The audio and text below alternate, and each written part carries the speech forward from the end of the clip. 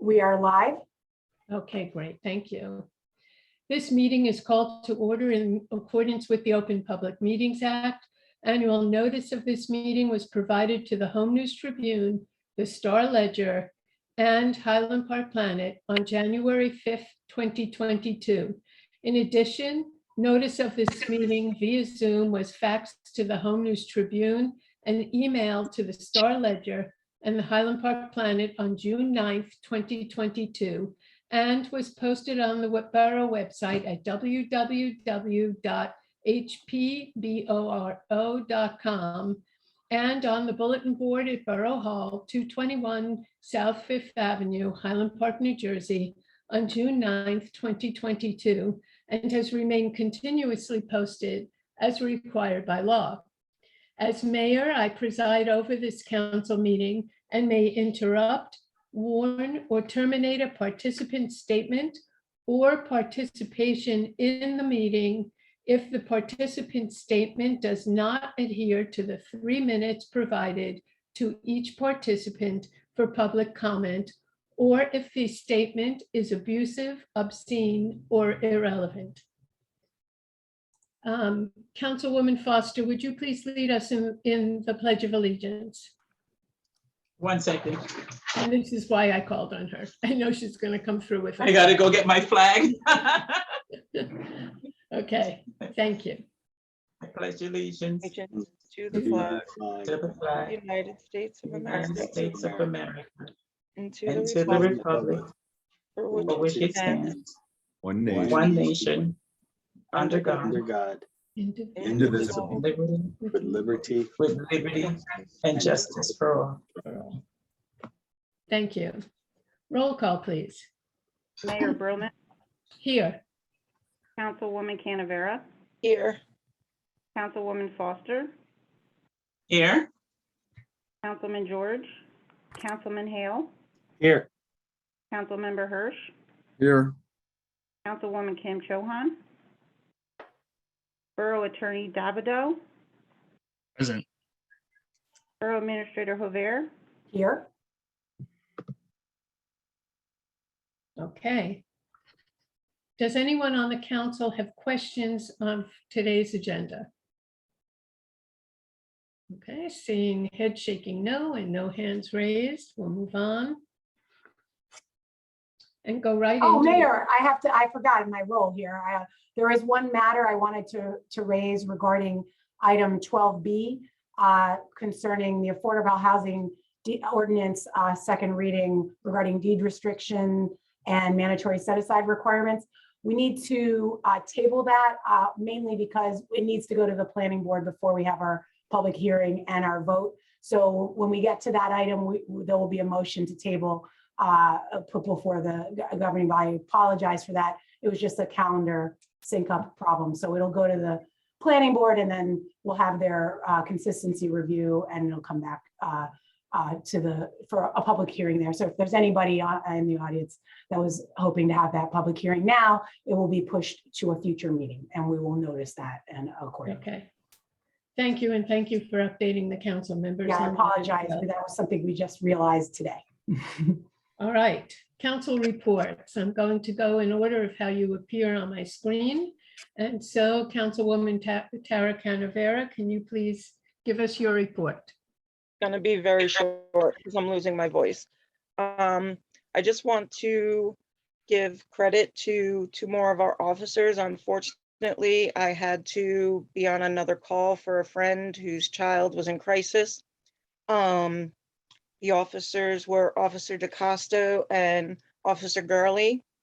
Officer Gurley acted like a true professional. I was very, very impressed. He was better than some of my colleagues are, to be quite honest. And Officer DeCosta, the way he was with the person's child who was not in crisis, calming them, making sure they were okay.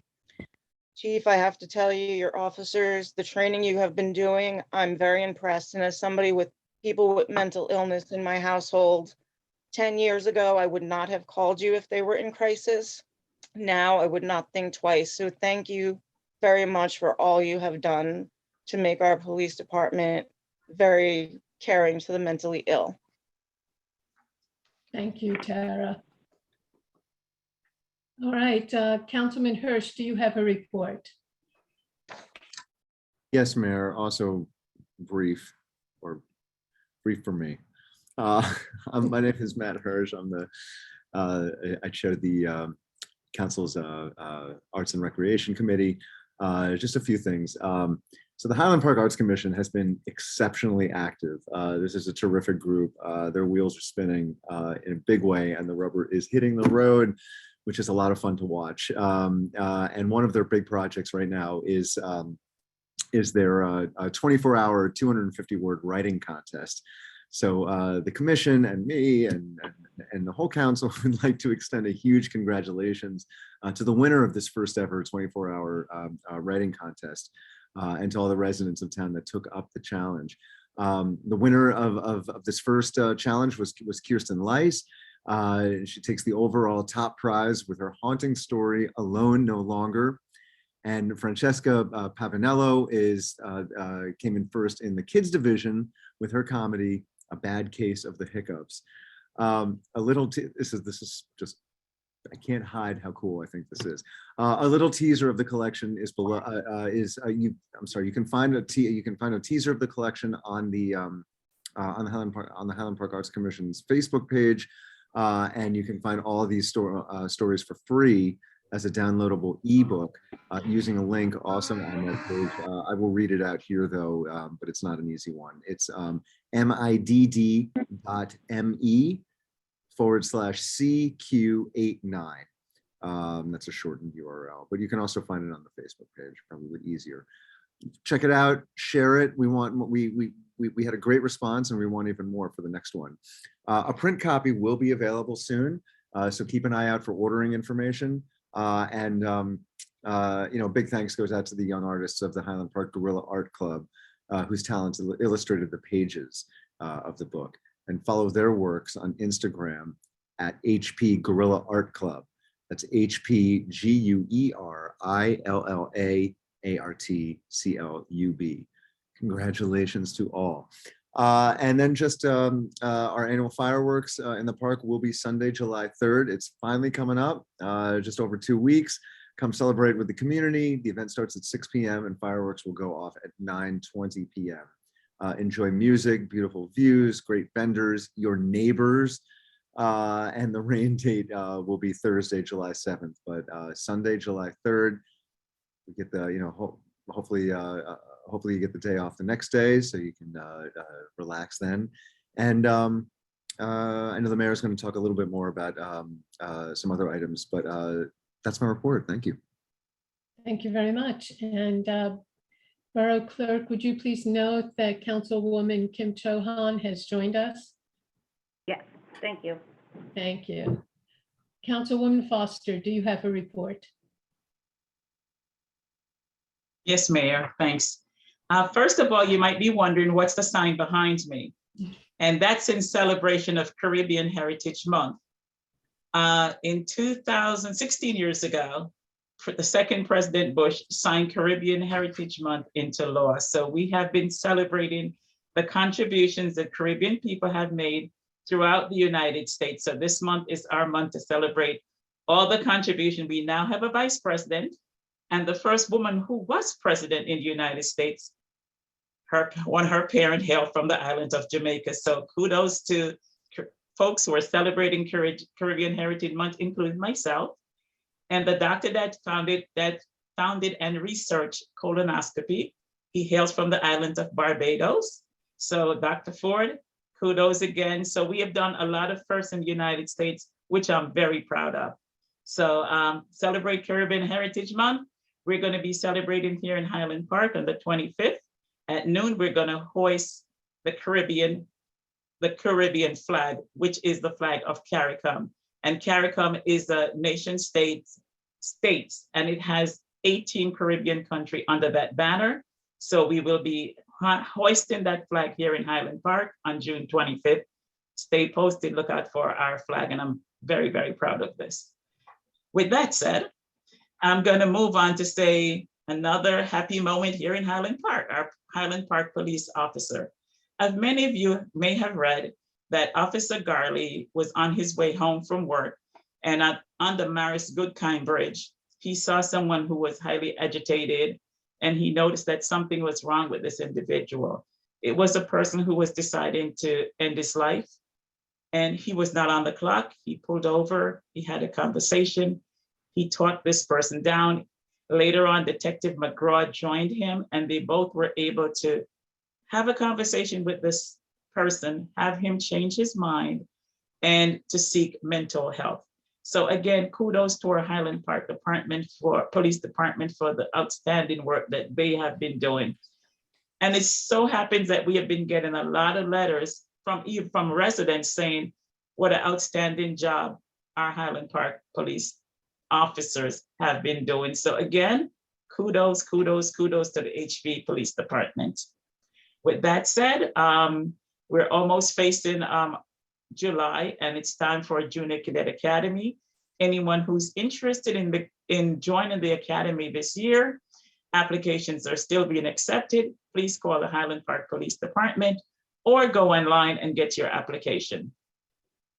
And then the Teen Center is doing a phenomenal job, and they're rolling out their summer program. And there's a young lady by the name of Tanya Gugina, and she has received a scholarship, which has come through the Teen Center from Friends of South Amboy. She's a basketball player. She'll be going to Middlesex County College in the fall. And this organization, Councilman Tom Riley from South Brunswick, they played against that team and they supported, and he gave me a check that I will be presenting to Tanya. So congratulations, Teen Center. You keep shining. You keep doing a fantastic job. Their picnic that they had a week ago was awesome. The community came out and support, and they continue to make us all proud. And stay tuned. We have a lot more stuff that we're going to be talking about the Teen Center coming up real soon.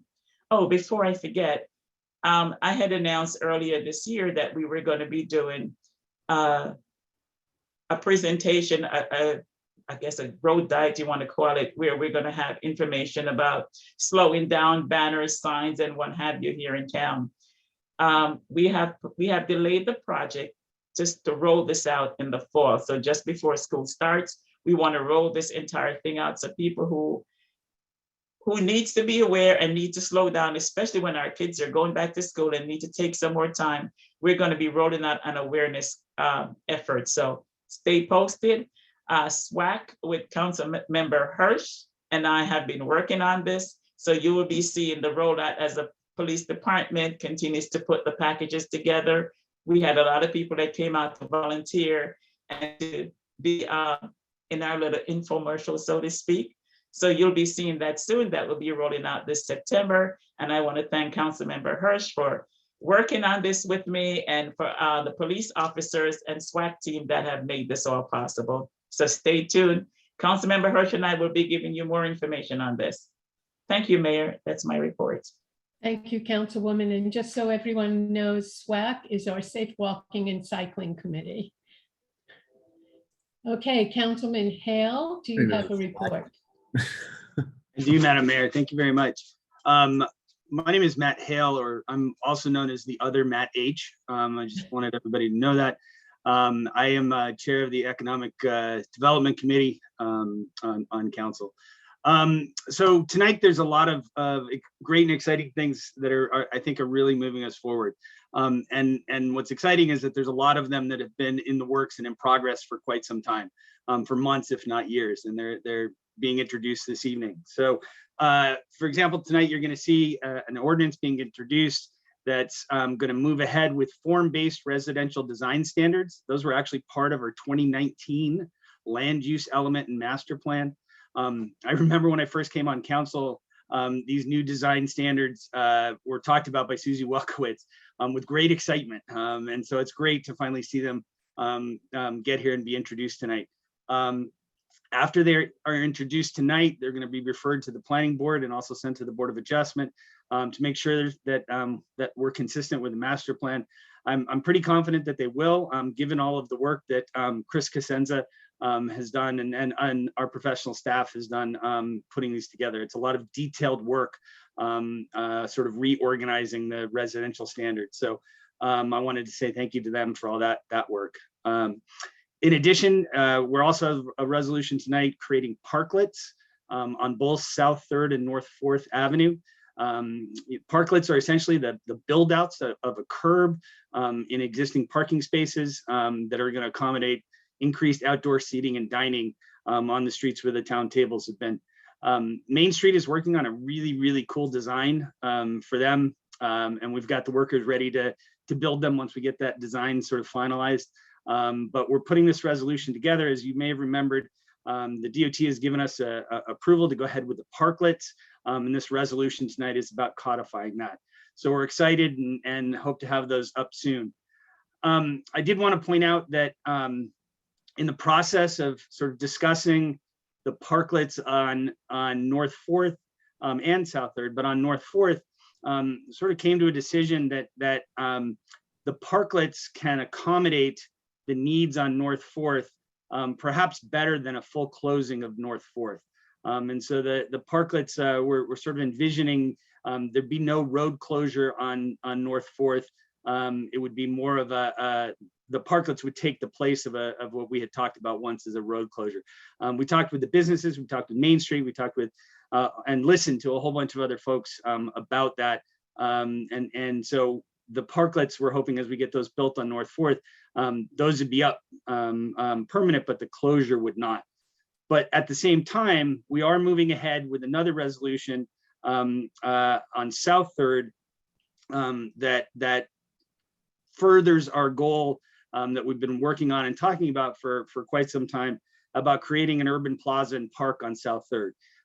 As we've discussed over the last several months, we think this is a great opportunity to create a really special public space to house a variety of our community events. But in order to make that happen, we have, as we've discussst before, we are applying for a major access permit with Department of Transportation to permanently close them.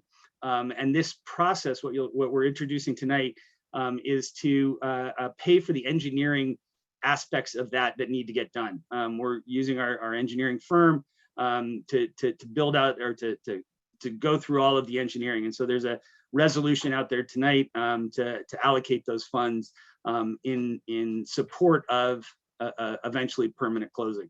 So those are all really great things that I think we're moving ahead, and it's been a while. I do have to say that I know there's a great deal of information and misinformation about closing streets and not closing streets. And I understand that there's people who are excited about it and people who are not excited about it, and that's perfectly normal. I just wanted to say that if you have questions about it, if you're interested about it, if you want to know where we are, please don't hesitate to reach out to me or reach out to the borough administrator to have a conversation about it. We can have them in the parklets, so that I'm open and willing to talk to folks, as we move forward on these. They are big decisions, and so please don't hesitate to do that. So there's lots of exciting stuff coming out, coming to fruition in those areas, and I just wanted to again thank all the professional staff, to thank Main Street, to thank our businesses, and to all the public who've sort of been involved with this over the last several months and years. To real quick, I would be remiss if I didn't encourage everyone to daily visit mainstreethp.org. You should go there every morning when you wake up with your coffee to see what's going on. And most of the time you'll find plenty of stuff that's going on. We always have the farmers markets on Fridays, but there's also the monthly Night Owl Market that is a great event. There's outdoor movie nights, which I always think is a great place to show your kids the cult classics that you had growing up. My two favorite coming up are RoboCop and Raising Arizona, which is Nick Cage in it before he got weird. So it's like a really cool set of stuff that you can show your kids.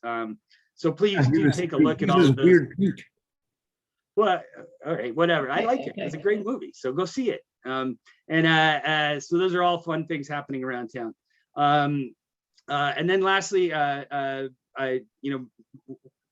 you all know, there's a lot of paving that is going on or going to go on over the summer. I wanted to particularly say that we are going to have some repaving of Woodbridge Avenue that is coming up. It was originally scheduled for the beginning of this month. It's been moved to the end of this month. And I just wanted to mention that because as the paving happens, after it happens, we'll have, that's when you're going to start to see some of the new things from the Neighborhood Preservation Program grant start to come to fruition. We're talking about a lot of really, really fun and interesting upgrades on Woodbridge Avenue, things like crosswalk improvements, lighting improvements, facade improvements, upgrades to utilities at Carsey Park is something that's also on the agenda for tonight. But you know, I've always said this is a ground up grassroots kind of project. So we're going to start with the roads. So there'll be some pretty heavy duty road stuff going on in Woodbridge and other places. But after that, please stay tuned and stay ready for some improvements on Woodbridge Avenue from the NPP. So and then lastly, happy Flag Day to everybody. Today is Flag Day, and so happy American Flag Day. Yeah, that's all I have. Okay, thank you. Councilwoman Kim Cho-han, do you have a report? Yes, I do have just a few announcements. Everyone, all the residents have been hearing me for the last probably 6 months or so, talk about the revow. The RFP for the firm has closed and we will be reviewing those. So we'll keep you up to date with that. So that's what I have on the revow. Also, Councilman Hale forgot to mention the e-scooters, but so we did test them out on Friday when they arrived. It was quite a joy to see Councilman Hale take on Raritan Ave. So I stayed right closely behind him as a expert, but and then we stopped at the farmer's market. It was great. I hope some residents are here tonight. I know there was a lot of conversation around the e-scooters. So hopefully you're here tonight to ask your questions. And for that, and also with one more thing. Also, I want to wish my fellow, we never really put an emphasis on Happy Father's Day to our councilman that's here, and Happy Juneteenth as well. And that's my report. Thank you. Okay, Borough Administrator, do you have a report? Yes, Mayor, I just have a couple of things, and Stephanie, you couldn't have done a better job teeing up my 2 items. You mentioned the Juneteenth holiday coming up. The borough offices are closed this Friday in recognition of Juneteenth. We're following the state of New Jersey's holiday schedule. They've adopted the 3rd Friday of June as the official celebration. So just a warning to anybody, it's the first time I think, for closing for Juneteenth, or maybe we did it last year, I'm not 100%. So I just didn't want anybody to be surprised, and I'll play my Phil George. The garbage schedule for the South Side has shifted. You know, you'll have your pickup on Wednesday and the recycling on Thursday. So just a reminder of those. And then also the e-scooters. I was very happy to see people out there enjoying them. And I've also received plenty of questions and concerns, and I thought I'd take a minute or two to just walk through what I would say boiled down to some of the typical questions that I've gotten with respect to Highland Park e-scooters.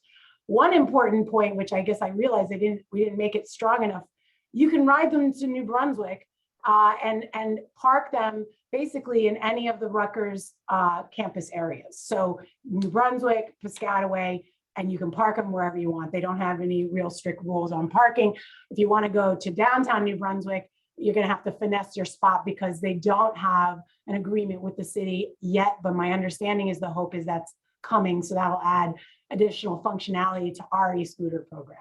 So I just wanted that it was something that it seemed obvious to me. And many people said, I didn't know I could do that. So I just wanted to make sure folks were aware of that. The other question is with respect to what are the parking rules? And the parking rules downtown, which basically for now we've identified as kind of our main drag, you know, Raritan Avenue. We've established parking hubs, and they're marked with red tape, and there's scooters in them, and it's pretty obvious. And because this is an app-based software GPS program, VO, who's our scooter providers, can basically designate forced parking hubs. So when you're trying to park in the downtown area, it won't let you end your ride unless you get pretty darn close to one of those parking areas. With respect to our more residential neighborhoods, the rules are different. The rule is you can park them basically in the borough right of way, which means the verge, utility strip, grass strip, whatever you want to call it, or on-street parking spot in the borough right of way, wherever, in those areas. We do have the ability, and we will be tracking the usage of the scooters if we see a concentration of demand in specific neighborhoods and specific areas. We may look at establishing forced parking hubs to kind of keep it neater and also to create a more convenient experience for the riders in that area who want to use them. So that's something we're going to monitor, because again, this is all GPSs and they know where all the scooters are at all times, and they're going to give us reports, but they really say you need a month before you can really tell a story, especially with the new program. So that's something I want you to all know, that that's something that may change over time, and we'll try to do our best to make sure people are aware of that. But once you download the application to your phone, as a rider, it will not let you end your ride downtown outside of those parking hubs. And then in those neighborhoods, unfortunately, the GPSs aren't so refined as to be able to discern the sidewalk from the verge, which leads me to kind of the overarching hope. And I'm imploring the public, and I'm imploring all of us to be good neighbors, to be considerate. If we're going to ride the e-scooters, just like you wouldn't leave your bike in the middle of the sidewalk, we'd ask you not to leave your e-scooter in the middle, or end your ride in the middle of the sidewalk or in the sidewalk. Please put it in the verge or an on-street spot. There are people with accessibility needs that need to get through the sidewalks, and it's not a good practice to do that. And we're all going to have to be good about how, being conscientious. There are ways to report misparked e-scooters. And one of the ways is it's on our website, but you can email hello@voride.com, and they'll let you know about that, and they'll respond. And the other thing, and this is if you're able and comfortable doing so, and I tried it today a couple of times, you can wheel them into the verge.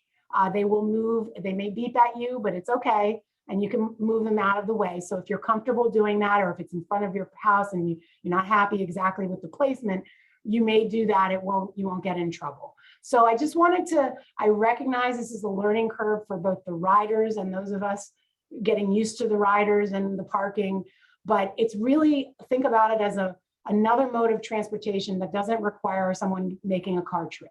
And if we think about that and the potential to unlock that first mile, last mile to New Brunswick, which is, I know, why the governing body was so excited to, bring this program into Highland Park in the first place. I think it'll make more sense, but I recognize it's confusing, but you may report problems. If you think it's a really critical problem, you may report it to the non-emergency line, and we can report it back to VO using our special back channels as well. So I just ask everybody to give it a little time, get used to it. And of course, email me with any questions or concerns, because VO is very adaptable. And if there's a better way to do it, we're happy to find it. So thank you for bearing with my long report, Mayor, but it's a new exciting program. There's a lot of change, and I just wanted to make sure people were aware of those kind of key components. Thank you. And Borough Clerk, would you please make note that Council President Phil George has joined us? And before Thank you, I go, Mayor. I apologize to our residents, to my council members, to you, Mayor, and our administrator and clerk for being late. I had to fill in for a prosecutor with an emergency. Thank you. no problem. Councilwoman Foster, I saw you raising your hand. Yes, I thought Stephanie was going to mention it, but because she had the Juneteenth flag up, that the Borough of Highland Park will be raising the flag on June 20th, the federal holiday. So Monday, June 20th, and it's at 10 a.m. here at it's through the Highland Park Human Relations Commission. that they're going to be raising the Juneteenth flag on the 20th, and it's going to be at 10 a.m. at the flagpole over by our community center. So anyone who's interested, please go on the Facebook page or the Borough website page. And in general, anyone who's interested in attending or participating in any of these Juneteenth event around, you can always look at the NAACP website throughout the country. And we have a member here in town that runs a New Brunswick chapter. So you can reach out to Bruce Morgan or just look in the NAACP local chapter and you'll find information about Juneteenth. Thank you, Mayor. Okay. Borough Attorney, do you have a report? Not much of a report, Mayor, but good evening and good evening, council members and members of the public. My name is Rob David. I'm stepping in for Ed Schmier of my office for the evening, and Ed is celebrating his 50th wedding anniversary with his wife, so that they are in Portugal and Spain having a nice time. So he will be back next month, but I am with you this evening, and at this time, Mayor, I have nothing else to add, but did just want to say hello to everyone. Thank you. Yep. I do have a few things I'd like to mention. First of all, as Councilman Hirsch briefly mentioned, Donaldson Park, one of our lovely county parks, the playground will have its official grand opening in the coming weeks. So please watch our website, and we'll put out some kind of nixle, please, Terry, with the date that they're going to have the grand reopening of our playground at Donaldson Park.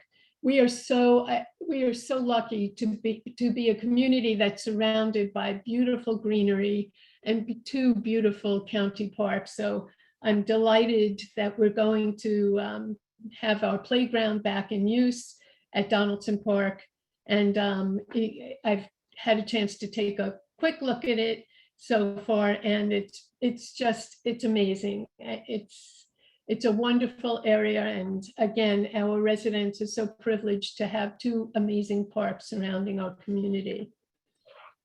The annual fireworks this year are planned for July 3rd. So I hope we'll see everyone back down at Donaldson Park again for our joint fireworks program with New Brunswick.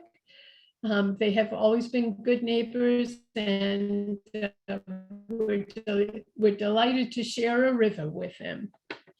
Okay. I do want to mention, I am very excited about our brand new music festival, which will be held in Donaldson Park. It is our own Park Fest. I'm sorry. Our own Park Fest Music Festival. Park Stock Music Festival. Thank you.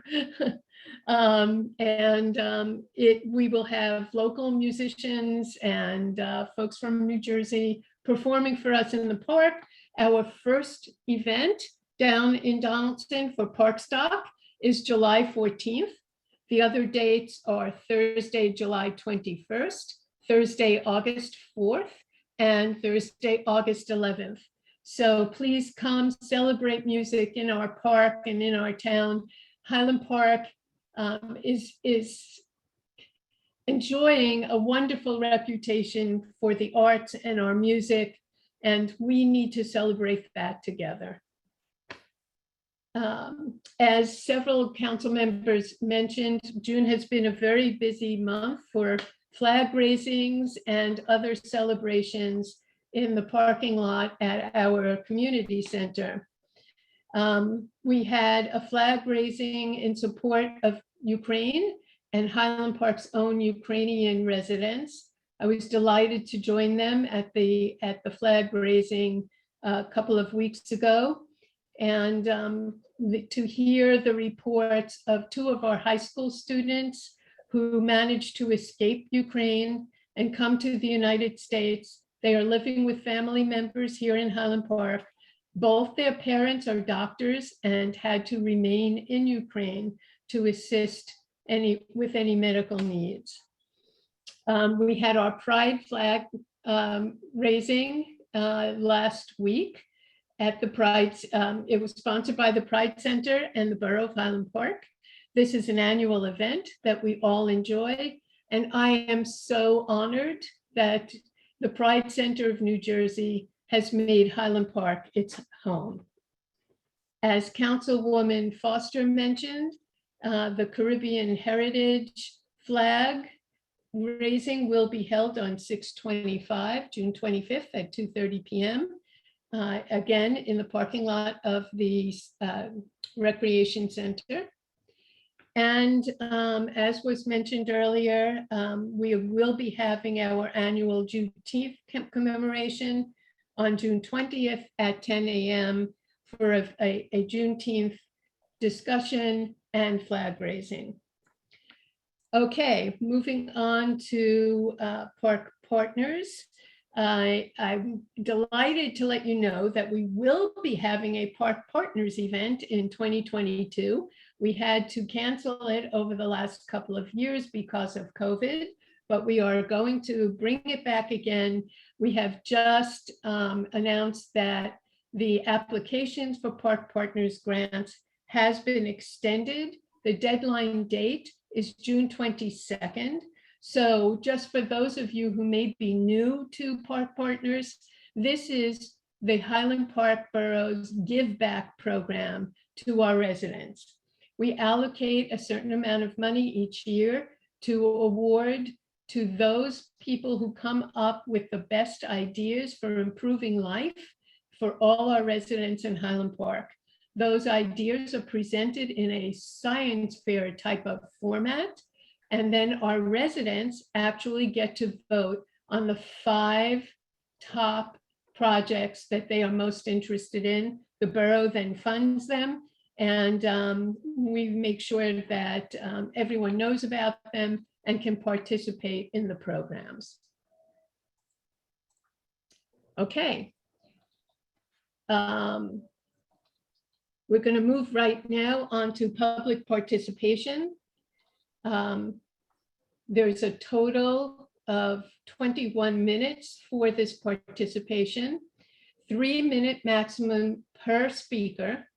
Comments are limited to items only on the agenda. If you want to comment on something that is not on the agenda, I ask that you hold your comments to the second public comment session later in the meeting.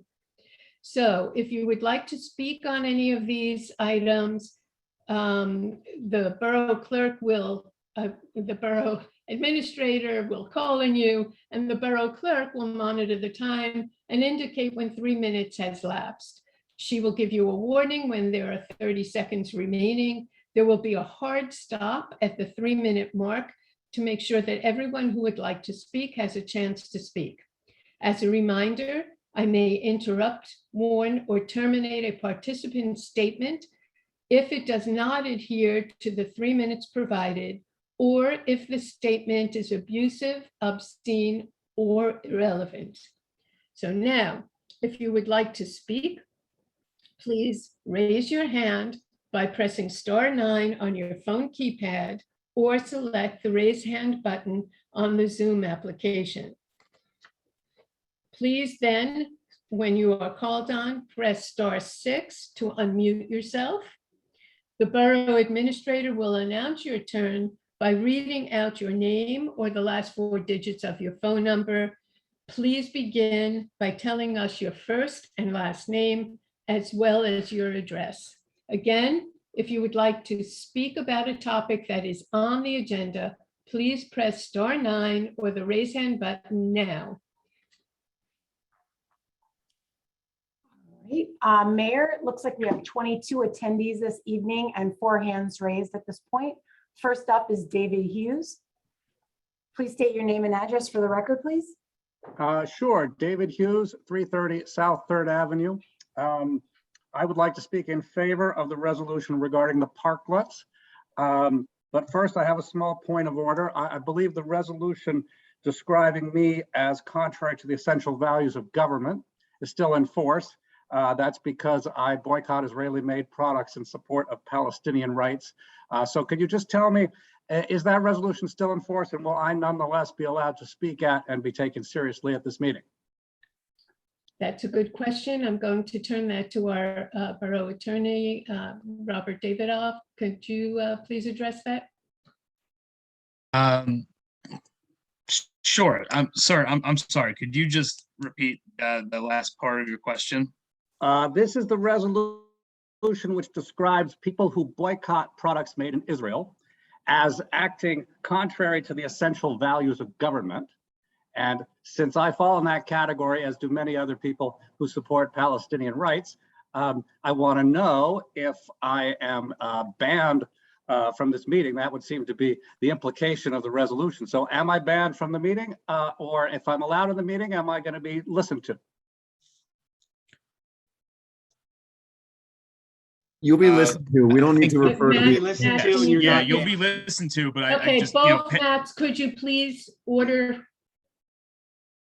let the attorney respond, and then I will respond. what I was going to say, Mayor and Mr. Hughes, is that as a member of the public, you are entitled to be heard, and there's no disputing that.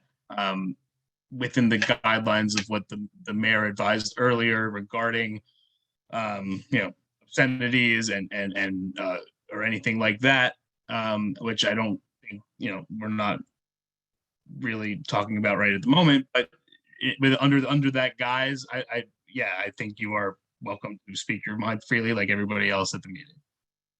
All right, thank you for that clarification. As I said, I very much believe in this resolution for a parklet. I would refer to this as opening South 3rd Avenue to all humans. Let's not refer to it as a closure. Let's refer to it as an opening, which converts that area from an industrial space where machinery is operated usually recklessly and at hazard to the public, opening it for people to sit at tables, to have a coffee, for children to play. If the farmer's market is there, great, for the whole public to come and enjoy the whole width from building to building for that space. Now, I know this has raised some consternation I live on South 3rd, other people on South 3rd, a small minority, seem to worry that this will cause them to drive their cars maybe half a block, maybe a block as a detour. I think those concerns are trivial. You should not actually pay great heed to those concerns. Those are selfish concerns about people who don't want to be inconvenienced by something that is good for the whole town, a public space. We are under-resourced already on public spaces. There are many other towns that have a proper town square. We won't even have a proper town square when we have the parklet, but we'll have something. And by the way, I'm sure you're aware that New Brunswick has closed George Street. Rahway has closed a public street. When I say closed, I actually mean opened a public street to all humans. New York, going back to Bloomberg, a Republican, opened all kinds of streets for tables and public enjoyment. So this ought to be a very simple thing, and I commend the council for bringing this resolution forward. And I hope you will pass it unanimously and turn the first half block of South 3rd into a true public space for all Highland Park residents to enjoy. Thank you. Thank you, David. And I know you've been advocating for safe walking and less cars for decades. Thank you for that as well. Council members, I'm going to remind you that we have protocols here. If you'd like to speak, please raise your hands. Borough Administrator, would you please let the next person? Yes, the next person up is Carl Prey. Please state your name and address. Hi, Guy Forsberg. I have many issues with this 91-page agenda. One of the things that I find, I've worked in Trenton for 30 years, and when bills were introduced to the legislature, there were explanations, both in terms of, there was a statement about the bill and there was a fiscal analysis. You have a consent agenda that has 14 resolutions on it. You're going to pass it with a single vote, no debate. And they include really serious things that there is no consensus in Highland Park about. The parklets, I know some people are in favor of them. I choked when I heard that Matt Hale was saying that they might they considered closing North Fourth entirely. You closed North Fourth and South Third entirely, you were going to create a really serious traffic problem on Dennison Street, North Fifth and Fifth and Second and Magnolia Streets. So the parklets, and then the consultants for doing a geothermal analysis of Buckwoods. How many of those have been done? I mean, the borough has lost every lawsuit against Jack Morris. I don't understand, what the whole point of starting this all up again, or if you're going to do a better job. With the parklets, I'm very curious because you say that Main Street Highland Park is going to create and manage the parklets, and they got a grant from DCA. How much is the grant from DCA? That's my first question. Councilman Hale, did you want to address that? Yes, it's $25,000. Is that the same amount that was for the pavilion, or is this something new It's something new. that they just got? A bit ago, but yes, they got it a little bit ago. And it was specifically to design parklets? Specifically design additional spaces and areas for outdoor services. It's a DCA grant. Okay, and who is going to get that 25,000? Who is going to design it? Those spaces, the parklets. So Main Street has agreed to do the design work, and we are working with them on material supplies and carpentry and that type of stuff. And Main Street is doing it for free, or they're hiring somebody? Main Street is doing it in-house. 30 seconds. They have a design committee. Okay, well, I have other questions. I'll wait. I'll get them later. Thank you, Mary. Okay, is there anyone else? Yes, I see 3 hands up. Jill Medinetz is up next. If you'd state your name and address for the record. My name is Jill Medinitz, 242 South 6th in Highland Park. I've got some questions. This is my first meeting, Ashley, since I moved in. The events you were describing at the beginning of the meeting, will you have a written schedule or calendar that I can pick up? As far as the music festivals and the openings of different things and the July 3rd, do you have that? So Jill, you can find a listing of all our events on the borough's website. And there are individual events that are put on the borough's Facebook page. If you're interested, again, the borough's website is www.hpboro.com. Okay, and you said it has a, oh, you just said something. I missed it. Anyway, my second question is, I'm going to be a little ignorant. What is a parklet? Can you describe what it looks like or how it's going to look? Well, I'm going to ask our borough administrator, who is also our redevelopment director, if she could speak to a parklet. Sure. In general, a parklet's about basically creating a sidewalk extension into the parking spaces along the sidewalk so that you can allow for more outdoor seating. And they are made out of various materials. We're still kind of consulting with Main Street on the materials and exactly how it's all going to come together.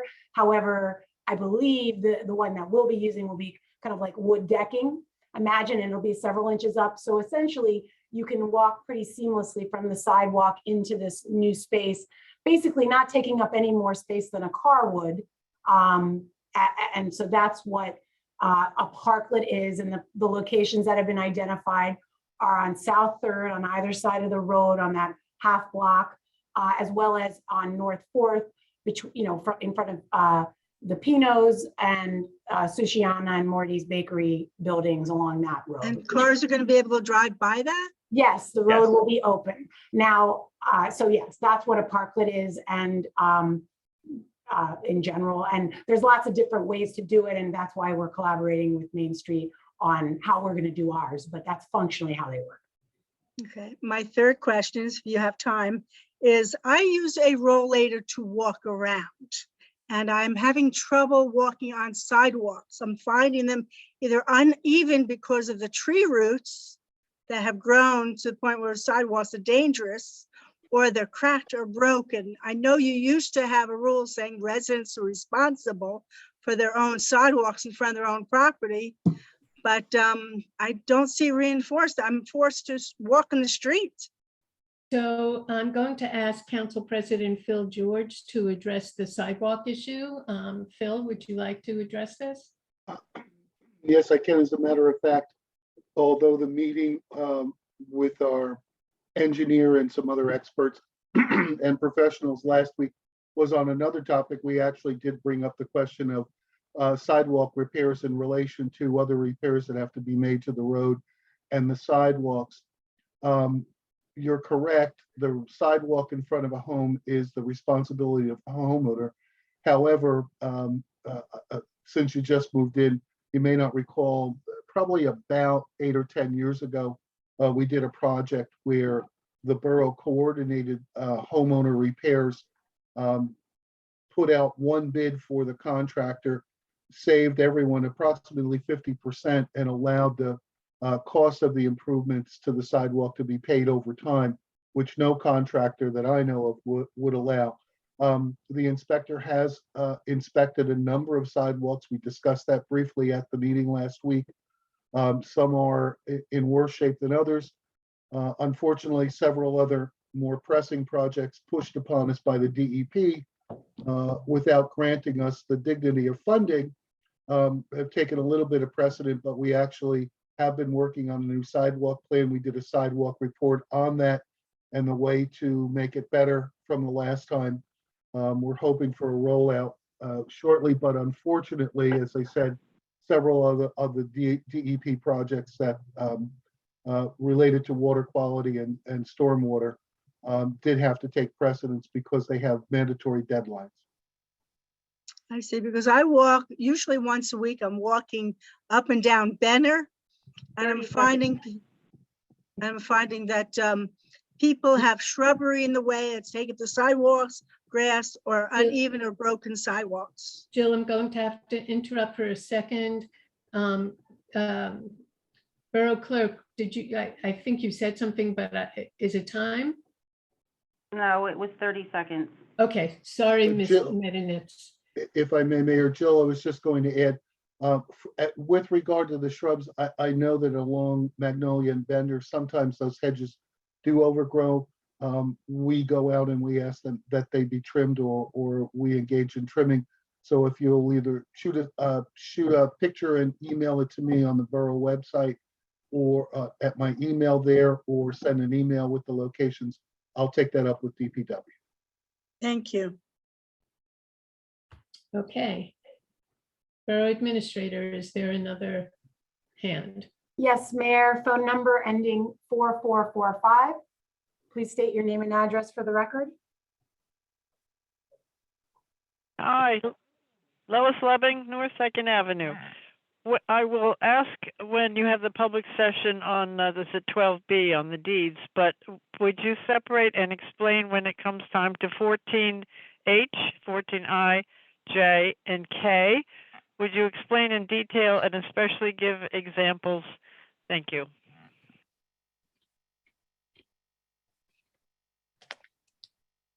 Hello? Yeah, 1 second, I'm just. I guess I wasn't sure if that was coming. I didn't understand. Yeah, just a second, Terry. You're asking for an explanation of 14H, I, J, and K, or H. IJ? H, I, hi, J, K, 4. Just when you get there, please, would you bifurcate, separate, whatever, explain those clearly? Those are on the consent agenda, Mayor. Yeah, I'm just looking at them now. I'd rather that we address your questions on that now so that we can move through the consent agenda. So if you wouldn't mind just asking, what is your particular question on those items? Okay, starting with H, agreement with CMA, yes, how much is that gonna be? Related to DOT permit application for closure, so what else is there we have to know? When does that start? How much is it? Okay, then I will ask the Borough Administrator for H. Do we outline in that resolution the exact amount of? Yes, we do, Mayor. I'm just gonna pull it up. I just have the agenda in front of me without the full packet. But it is listed in the resolution itself. It's essentially, as Councilman Hale reported earlier, to authorize our borough engineer to work on the permit application, which requires a significant amount of baseline engineering and surveying of the intersection in quite a bit of detail. So that's what that is for. And I can't answer you on the amount till I find it when I get to it in the resolution. $49,000. Thank you. How much? $49,020. 449, almost 50.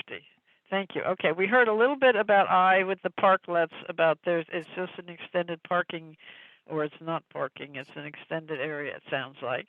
Okay, Correct. geothermal. Okay, as Mary Forsberg said, yes, we bend over backwards for Jack Morris. And so a few years ago, we took out the sewer line down the center. I had asked at the meeting, oh, Mr. Schimmer said, oh, it's just a 50-foot wide piece. Well, that was the sewer line that went straight down South 6, I believe. So what is this now, and how much is that going to cost taxpayers? Okay, moving on to, that's 14J.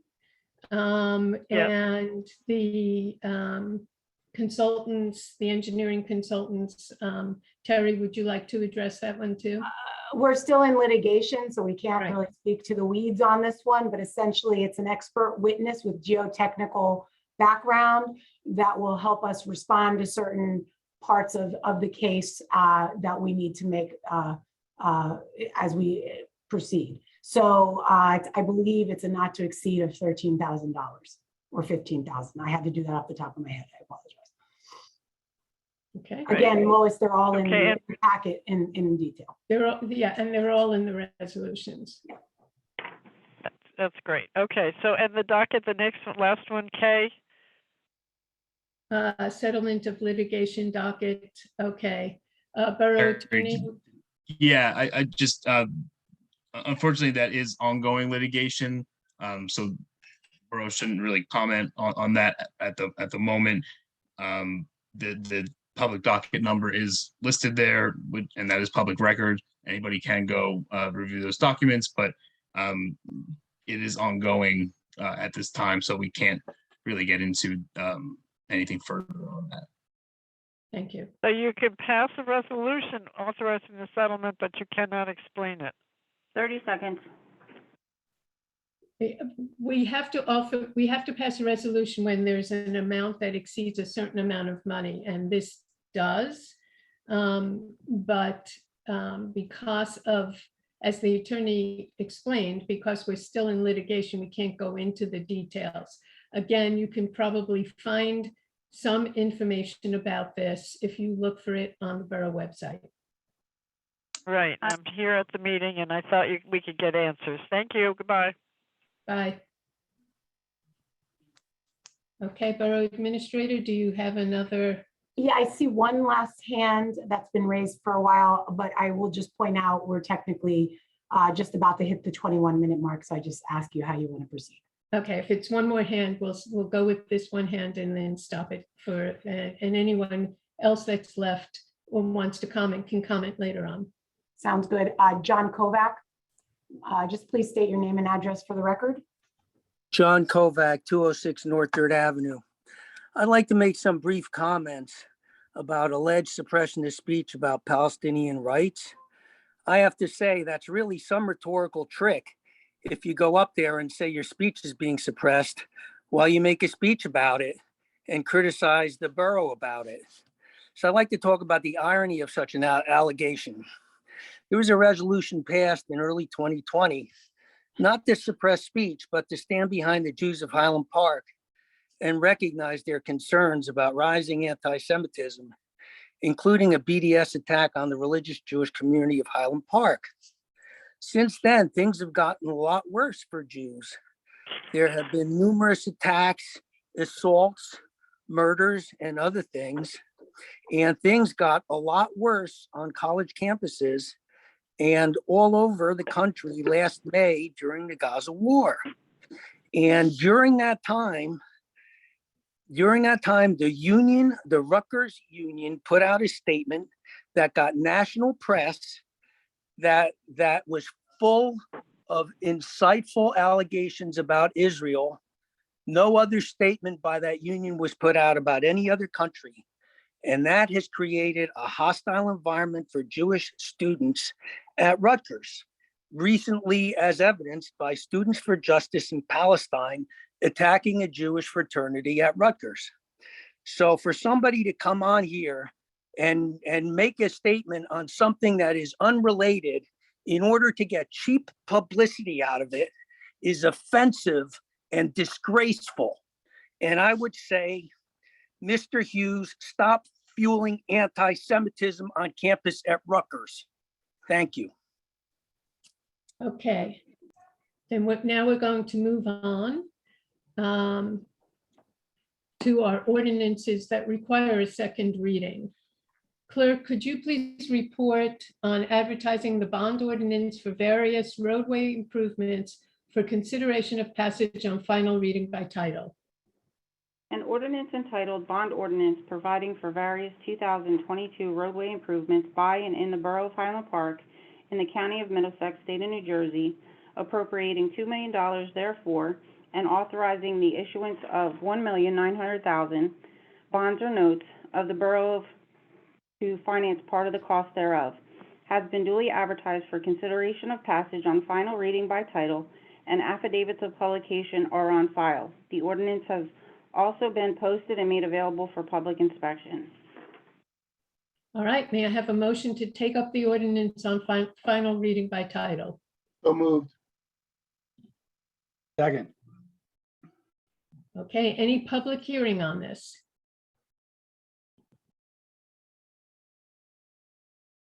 This would be your opportunity to raise your hand if you'd like to speak on this specific matter. Mayor, I don't see any hands raised. All right, then. May I have a motion to adopt or reject the resolution and advertise the ordinance on final reading by title? So moved. Second. Roll call, please. Councilwoman Canavera? Yes. Councilwoman Foster? Yes. Councilman George? Yes. Councilman Hale? Yes. Councilmember Hirsch? Yes. Councilwoman Kim Chohan? Yes. Okay, as was mentioned earlier in the meeting when the borough administrator spoke, can I have a motion to table the ordinance amending chapter 230 concerning the deed restricted control periods and mandatory set aside requirements? So moved. I'll second to table. Roll call, please. Councilwoman Canavera? Yes. Councilwoman Foster? Yes. Councilman George? Yes. Councilman Hale? Yes. Councilmember Hirsch? Yes. Councilwoman Kim Chohan? Yes. All right, we're moving on to ordinances that are being read on first reading. Clerk, could you please report on advertising the ordinance amending the record ordinance for consideration of passage on first reading by title?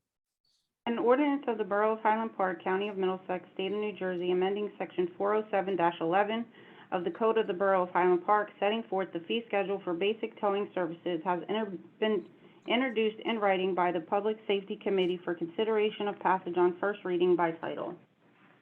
All right, may I have a motion to adopt or reject and advertise the ordinance on first reading by title? Motion to adopt. Second. All right, roll call, please. Councilwoman Canavera? Yes. Councilwoman Foster? Yes. Councilman George, Yes. Councilman Hale, Yes. Councilmember Hirsch, Yes. Councilwoman Kim Cho Han. Yes. Clerk, could you please report on an introduction of an ordinance amending Chapter 230 Land Development concerning parking regulations for all zoning districts and bulk regulations and form-based residential design standards for single and two-family dwellings for consideration of passage on first reading by title? An ordinance by the Borough of Highland Park, Middlesex County, New Jersey, amending Chapter 230 Land Development concerning parking regulations for all zoning districts and bulk regulations and residential design standards for single and two-family dwellings has been introduced in writing by the Economic Development and Planning Committee for consideration of passage on first reading by title. May I have a motion to adopt or reject and advertise the ordinance on first reading by title? Motion to adopt. Second. Second. Did you get a second? Yes. Okay, roll call, please. Councilwoman Canavera, Yes. Councilwoman Foster, Yes. Councilman George, Long overdue. I look forward to seeing its passage. Yes. Councilman Hale, Yes. Councilmember Hirsch, Yes. and Councilwoman Kim Cho Han. Yes. All right, we're going to move on to the consent agenda. May I have a motion to adopt or reject items 14A through 14N? So moved. I thought we were going to table some items. No, we said that we were going to explain them, and I believe they were explained earlier. Second. Roll call, please. Councilwoman Canavera, Yes. Councilwoman Foster, Yes. Councilman George, Yes. Councilman Hale, Yes. Councilmember Hirsch, I just wanted to point out, well, first 14I, the parklets, really excited about that. I have photos.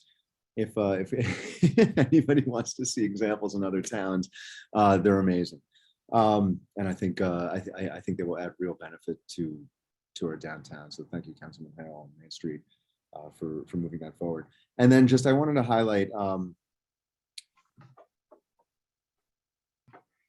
I'm really sorry. 14D,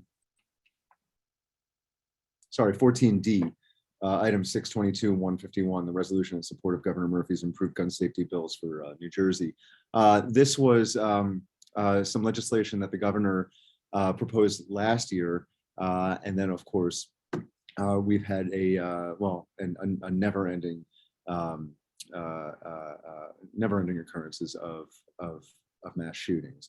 In New Jersey, we are fortunate to have some of the most strict gun laws in the country, and New Jersey actually banned assault weapons like the AR-15 way back in 1990, I believe it was. Where's Karen Cantor when you need her? These bills are specifically address firearm safety training, mandatory safe storage of firearms, a ban on 50 caliber firearms, closing the loophole allowing for the import of out-of-state firearms, raising the minimum age to purchase long guns to 21, establish electronic ammunition sales record keeping, and promote micro stamping technology in new handguns. Look, we talk about our streets and the things that keep us safe and the things that present a threat. And I think that these are all very, very common sense gun safety measures, not just in light of what has been happening, but as a preventive measure. We should have done these a very, very long time ago. And I would just ask anybody listening to call up the Senate President Nick Scutari and urge him to put these bills up for a vote. Thank you. Yes to all. Councilwoman Kim Cho Han, Yes, abstain on 14J. got it. Okay, and for those of you who don't know why Councilman Hirsch was thanking Karen Cantor, She is the chair of the Mothers Against Gun Violence in this state and in this area. And she's been working tirelessly on the issue of gun control for years. So thank you for mentioning her, Councilman Hirsch. Sure. I think she's actually from the Brady campaign, but yes, yeah. I mean, Yes, the Brady bill, correct. several great organizations. All right, moving on to resolutions that require a separate reading.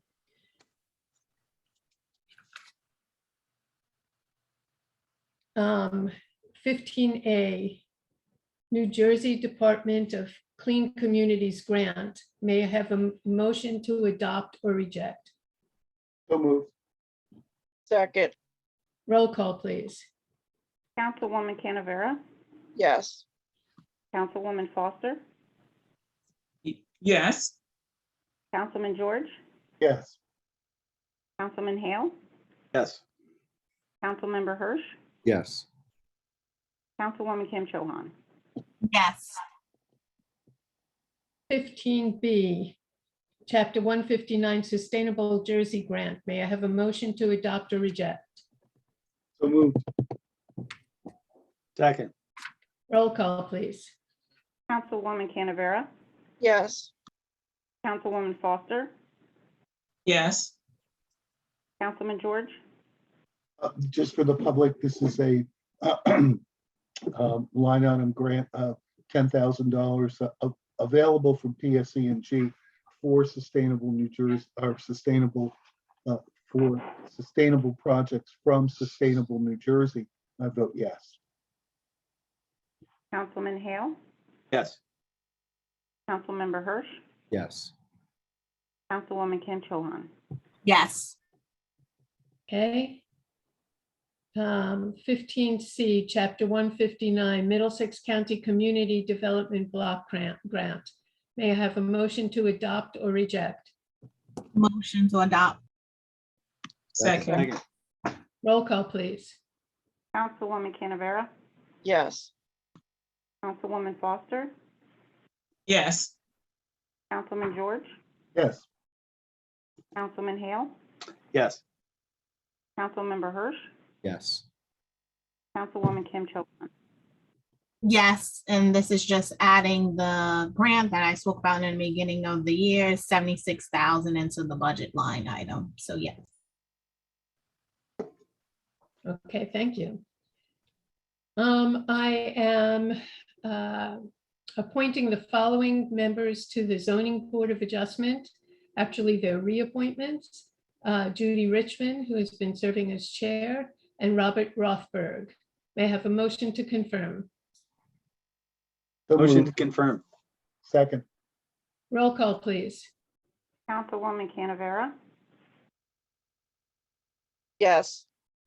Councilwoman Foster? Yes. Councilman George? Yes. Councilman Hale? Yeah, I just want to say both of them are fantastic volunteers for the borough. The work that they do for the zoning board and their knowledge of our codes and such is quite amazing. So wholeheartedly yes to both of them. Councilmember Hirsch? Yes. Councilwoman Kim Cho Han. Yes. All right, I am appointing the following to the Public Information Committee. Holly Turner and Jen Voorhees. They will both be new members. May I have a motion to confirm? So moved. Second. Roll call, please. Councilwoman Canavera? Yes, and both of them will be excellent additions. Councilwoman Foster? Yes. Councilman George? I agree with the other council members. Great addition. Yes. Councilman Hale? Yes. Councilmember Hirsch? So in 2009, then Councilwoman Brill Mittler formed the Public Information Committee. I feel like I need to tell this story as a communications apparatus for the borough. And the whole point was to bring in citizen volunteers who would help the community, who would help information get out to the community. And Holly and Jen are really embody that spirit, and they do that already. And so really happy that they've stepped up. Yes. Councilwoman Kim Cho-Han. Yes. All right, we're now moving into our second public discussion session. Each speaker has 3 minutes, but may comment on any topic. The borough clerk will monitor the time and will offer a 30-second warning and then indicate when 3 minutes has lapsed. The session will wrap up by 9 p.m. If you would like to speak, please raise your hand by pressing *9 on your phone keypad or select the raise hand button in the application. Please unmute yourself by pressing *6. The borough administrator will announce your turn by reading your name or the last 4 digits of your phone number. Please begin by telling us your first and last name as well as your address. Again, if you would like to speak about a topic, whether it's on the agenda or not on the agenda, please press *9 or the raise hand button now. All right, Mayor, we're at 27 attendees and 4 hands at this point. First up is Carl Prey. Is Councilwoman Canavera, does her, she has her hand Oh, up. I'm sorry. Hold on, Mary, Okay, Councilwoman Canavera, sorry, I did not see your hand. That's okay. I had my hand up earlier. For the lady Jill who spoke earlier, I just wanted to let her know about the Commission for Universal Access that can also take concerns about accessibility. My email is tcanabeera@hpborough. If you email me, I'll send you the information for their meetings. Thank you. Thank you, Councilwoman. All right. All right, this time I will, again, I'm calling on Carl Prey. Please state your name and address for the record. Hi, Mary Forsberg again. I actually had my hand up on 13B, but didn't get called. So I would like someone to explain to me the changes. I mean, that's a very long ordinance, and I read it, and I tried to look up the New Jersey residential site improvement standards, but I actually wasn't able to sort of put things together. So I would like someone to explain to me the basic changes in parking that that the borough is planning to make. I also have a question about the parking survey that you did. I'm very curious to know how many people responded to it. And I'd like to know what you actually learned from those responses, because basically it seemed to me that all you really wanted to know is whether people were annoyed that business owners parked in front of their businesses. And my third question is, and I've asked this many times, I'd like to know how many RFPs for tracks A, C, and D have you received since by May 6th, since that was the deadline to receive them. Okay, Mary, I'm going to ask you to give me one question at a time and start with the first one, please. Okay, I would like someone to explain to me the parking changes Okay. between what the borough has to is going to change to conform with the New Jersey state, whatever it's called, the residential, whatever it's called. RSI. Okay, I New see Jersey the residential site improvement standards. I see the borough administrator / redevelopment director has her hand up, so I'm going to ask her to respond to that. I think Chris could respond better in terms of the RSIS versus our ordinance, but I just wanted to point out there was no public hearing on this. This was just, was it the public hearing on that one? This was the first reading. So the public hearing will be at the August meeting. So there was no, I just didn't want anybody to think I didn't call on somebody during that portion of the meeting. So, And just also, this is being referred also to the planning board as well. So the planning board. but in terms of the specifics, Chris can answer. Right. I'm going to ask again that no one speak unless I call on them, and you can raise your hand and I will call on you. Chris, would you like to address the RSIS? Sure. Thank you, Mayor and Council, members of the public. Mary, to answer your question, the changes to the ordinance before for introduction is mainly for housekeeping purposes. That's because the current ordinance regulates at least, I believe, 2 parking spaces for each residential unit. But however, since I believe 1997, the state has in place the residential site improvement standards, which establish statewide requirements for improvement, including parking regulations. And so that applies to Highland Park and every other town around it. So it's really a matter of clarifying and cleaning up the ordinance to stipulate that all residential units are regulated by RSIS as opposed to the 2 parking spaces currently in the ordinance. So it's just a matter of housekeeping. Nothing's changing. So I have a question about that. How is it that the construction over on Cleveland Avenue has 1-car garages and they don't have 2 parking spaces? Is that because they're townhouses?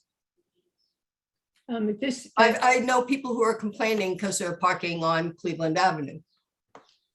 Chris, I don't know if you can address that. That was a development a while ago. Yeah, not specifically. I have to look into it and see what any relief that was given by the planning board, what the planning board has the authority to do so. So I can't really comment on that. It also depends on which project it is. And it's supposed to conform the 2019 master plan to the state. So if I look at the master plan, then I will have the answer to my question. Regarding the parking, no. No. Okay, well, I'll wait until August then for an answer to that. So my other questions were the parking survey and how many people responded and what did you learn? Okay, Terry, do you want to? I haven't gotten the summary document back from our parking consultant. So I don't want to give you a wrong number, but I expect to get that. I know he finished inputting. We had gotten some paper submitted surveys, so he was entering those in last week. So I expect to get that information in terms of the gross number of response. I know it was a very well responded to survey. I know when I first checked in, and maybe a week after it went out, we had over 500 at that point. Again, we couldn't have a guaranteed way of verifying that it wasn't any repeats, but we saw a lot of comments given. So that's all I can report. You can check in with me at another time and I might have a better. And the parking consultant is level G. You're correct. That is, and this was supposed to give you some idea about parking on Raritan Avenue? Yeah, I mean, yeah, I mean, I can, probably a better format is somewhere else, but yeah, if you took the survey, you know what the scope was. Right. And then my third question was, how many RFPs have you received? Did you receive by May 6th? Mayor, I would ask our attorney if I'm allowed to share that number. I'm not familiar with this process well enough to know. I do know the answer. I just didn't know if that's appropriate. Is the bidding is closed? The bidding is closed. You can disclose the total number. I don't think that's We an had issue. we had responses from 4 development groups. Okay, thanks. Okay, thank you, Mary. Okay, who's next? I see Gerald Pomper up next. Could you please state your name and address for the record?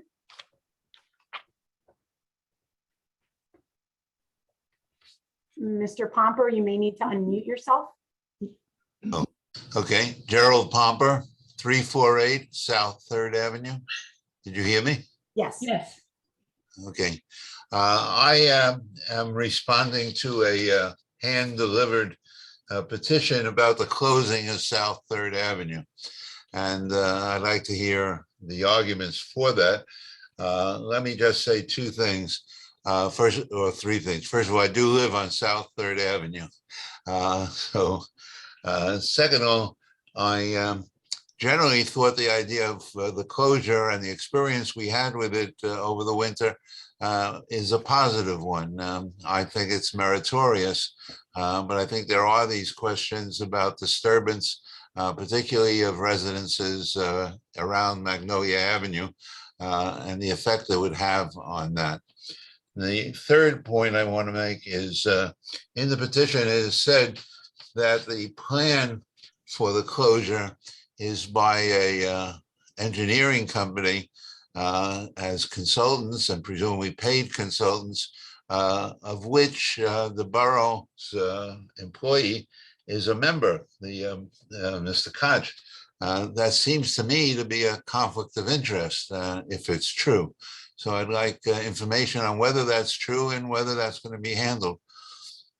So thank you for raising the anonymous letter that was circulated. Just so you know, the letter was filled with inaccuracies. Just an example is the answer to your question right now. Mr. Koch, who is the engineer, is not a borough employee. He is an employee of CME, which is the engineering firm that won the bid this year and in a few previous years to be our engineering consultants. Is Mr. Koch now the borough engineer or any kind? No, he has never been an employee of the municipality. So he has no relationship to this proposal as an I mean, advocate. he works for CME, which is the engineering company that was hired by the municipality to do investigations and research for us from an engineering perspective. Okay. Are you going to be discussing this proposal later in the meeting? I do not believe so. However, if Councilman Hale or the Borough Administrator / Redevelopment Director would like to talk about it, this has been on the borough's agenda and discussed for many, many months. So Councilman Hale, did you want to say something, or Borough Administrator? No, I mean, I just reiterate the fact that at the beginning of the budget process of every year, we go out to bid for an engineering firm, and we did this year with CME, and this is a resolution to have CME conduct the engineering that we need to do the permanent closure. And so the letter that was written is inaccurate, and this is we do not have a standing engineering department at the borough. We're not big enough for that, so we contract out to engineering firms like CME to conduct our engineering work. And when we need something from them, we hold a resolution to say this is what we need, and it was we did that tonight. It was passed tonight, and they'll conduct the work that will assist in our application for closure of South Third. But you're not considering that issue tonight? No, it's not. Well, on. it was already voted on during. We already. Yeah, the voting on hiring the firm was voted on. No, I'm talking about the content, the specific content. You're not debating that tonight. Is that right? No, it's No. been it's been discussed in several meetings over the past few months. All right. Thank you, Matt. Thank you, Mayor. You're welcome. Any other questions? Yes, Mayor, I see 4 hands raised. Phone number ending 4445, Lois Lebbing, I presume. If you could please confirm and state your name and address for the record. Hi, Lois Lebbing, North 2nd Avenue. Okay, let's see. CMA, they have, and Koch included, has only been paid by the borough since at least the mid-'80s, the late '80s I know for sure, possibly the early '80s. So let's not make it sound like that CME is foreign to us. They have been here, probably will still be here forever and ever. North Brunswick got rid of CME back in the '90s when the accessibility wasn't being adhered to. Okay, I find it very odd that 12B is being tabled, but okay, deed restrictions, interesting. To the governor with the guns, yes, we need fewer guns. How about, and micro stamping of bullets, I think is brilliant. Stop giving out the names of the creep, the killer, the murderer. They look forward to seeing their names in print. Their parents, I'm sure, don't. Okay, next subject, I missed free cycle. The spring we were promised in the winter we would hear about free cycle. I don't know how we missed that. and along with that, bulk trash. I was told ages ago that we stopped having spring cleanup because, excuse me, the county won't allow us to have spring cleanup. Well, a few weeks ago, both Edison, Metuchen, Triple, and Piscataway had bulk pickup, Middlesex County towns, on the same weekend. I was in all three towns and having a blast, and there it was on the corner, but not Highland Park. Nobody helps Highland Park residents. Okay, somebody should look at the tree ordinance, section 388-8. My neighbor has a tree at the Paradise, whatever it is, covered with those red spotted flying lantern bugs, killing, eating, chewing, behind their garage. Now, it's not near the right of way. They're waiting. They had a delay. Today was going to be they get the okay for the tree trimmers to come and take down this bug that you want eradicated, and you're dragging your feet.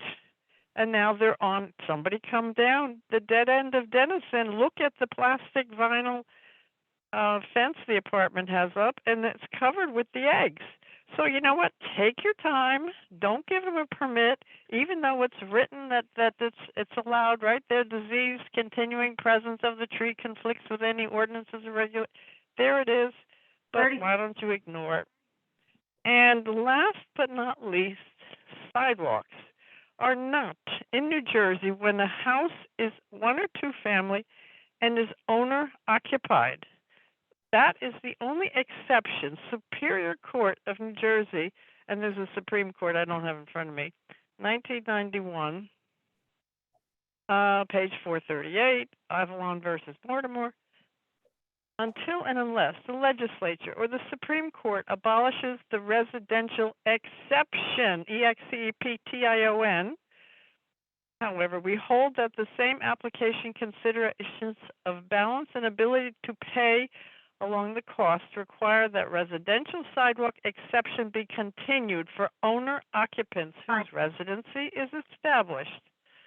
And you also have it in 2013, you want a more recent one, December, Garden State Municipal Joint Insurance Fund sent to the Borough of Highland Park. As you heard. Excuse me. Sidewalk residential, abutting residential homes are responsibility of the public Lois, entity.